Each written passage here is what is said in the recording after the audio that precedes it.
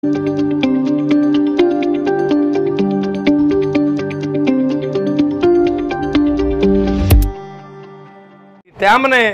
నిర్ధారణ చేసే మిషన్లు ఏవైతే ఉన్నాయో అక్కడ కూడా ఇక్కడ కూడా ఒకటే మిషన్లు పెట్టడం, జాయింట్ కలెక్టర్ గారి పర్యవేక్షణలో దాదాపు 7,50,000 టన్నులు మనం లాస్ట్ టైం తోలించడం జరిగింది.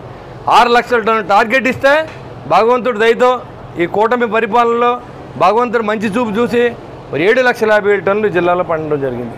పత్తి గింజని ప్రభుత్వం కొంది. ఆఖరిని 1,00,000 టన్నులు కొన్నంటే పౌర సరఫరాల మంత్రి గారి దగ్గరికి వెళ్ళి రైతు పాడైపోతాడు సార్, అంతా కళ్ళల్లో ఉంది, ఈ ధాన్యం కొనాలని కొనిపిస్తే డబ్బులు లేట్ అవుతాయని చెప్పారు ఆయన కలెక్టర్ గారి సమక్షంలో. డబ్బు ఆలస్యమైనా పర్లేదు, నెలలో లేవుండంటే ఆ డబ్బు కూడా ఇప్పుడు రిలీజ్ చేస్తూ ఉన్నారు. మన ప్రభుత్వం రాకముందు 1,650 కోట్లు బకాయిలు పెట్టి రైతులను వదిలేశారు. మనం వచ్చిన తర్వాత 1,650 కోట్లు కూడా ఇచ్చాం. ఇవాళ చంద్రబాబు నాయుడు గారు మంచి ప్రభుత్వం కాదని అడిగితే మనం చెప్పాలి, ప్రజలే డిసైడ్ చేయాలి. ఓ ప్రభుత్వం మంచి చేస్తున్నప్పుడు చెప్పకపోతే ఈ రఫా గాళ్ళంతా రోడ్లెక్కి మాట్లాడుతూ ఉంటే మనమంతా ఎక్కడున్నామో అర్థం అవట్లేదు నాకు.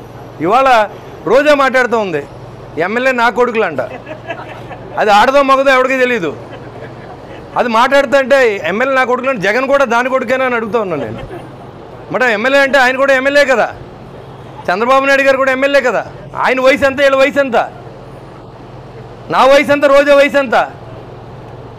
ఇలాంటి దురదృష్టకరమైన బూతులు కొంతమంది కాపుల్ని ఉసుకొల్పి వాళ్ళతోనే స్టేట్మెంట్లు, అంబటి రాంబాబు, పేరు నాని, పనికిమాల వాళ్ళంతా వచ్చి డబ్బుంటే అరెస్ట్ చేసుకోమంటున్నారు.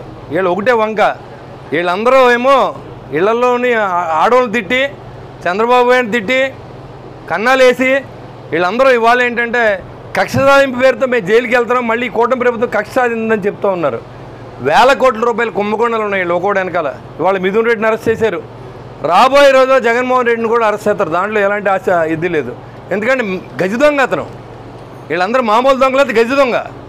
లిక్కర్లో మొత్తం దోచుకున్నాడు, గనులన్నీ దోచుకున్నారు, ఇసుకంతా దోచుకున్నారు, అడవి నుంచి వచ్చిన డబ్బు కూడా అమ్ముకున్నటువంటి ప్రభుత్వం ఇవాళ మళ్ళీ సంవత్సరం అయిపోయిన తర్వాత ఇక్కడ శాసనసభ్యుడు మళ్ళీ రోడ్డెక్కి అంతా మర్చిపోయారు. మనం ఇంటింటికి ఒక ఖాతా పెట్టి డబ్బు లాక్కున్నటువంటి లూటీ చేసిన వ్యక్తి అయినటువంటి కొట్టు సత్యనారాయణ కూడా ఇవాళ మాట్లాడుతూ ఉన్నాడు.